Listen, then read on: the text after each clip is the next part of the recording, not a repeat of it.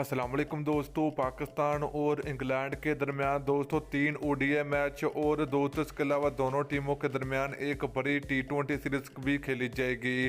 तो आज के इस वीडियो के अंदर आप लोगों को बताएंगे कि पाकिस्तान और इंग्लैंड के दरमियान पहला T20 मैच कब खेला जाएगा और दोनों टीमों के दरमियान पहले T20 मैच के लिए पाकिस्तान टीम की प्लेइंग 11 क्या होगी। तो आज के इस वीडियो के अंदर आप लोगों को मुकम्मल तफसील आप लोगों को मिलेगी, तो आप लोगों ने लाजमी इस वीडियो को एंड तक देखना है।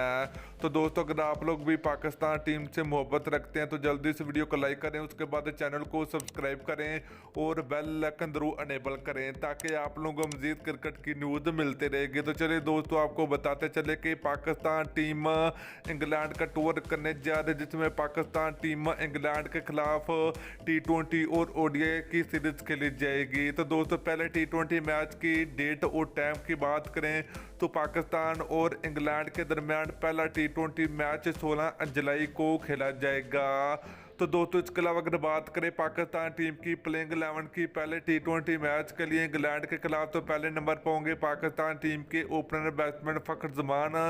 तो दोस्तों यहाँ पर दूसरे नंबर की बात करें तो पाकिस्तान टीम के कप्तान बाबर आजम होंगे।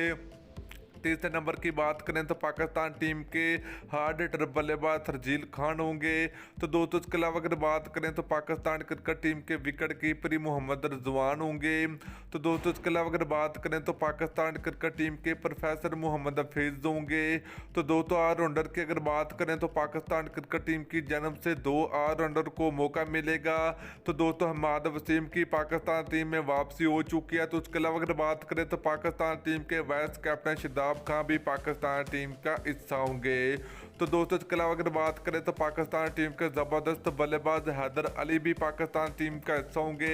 तो दोस्तों फास्ट बॉलर की बात करें तो पाकिस्तान टीम की जानब से मोहम्मद आमर और शहनशाह फरीदी और आदर्श रऊफ पाकिस्तान टीम का हिस्सा होंगे पहले T20 मैच के लिए इंग्लैंड के खिलाफ।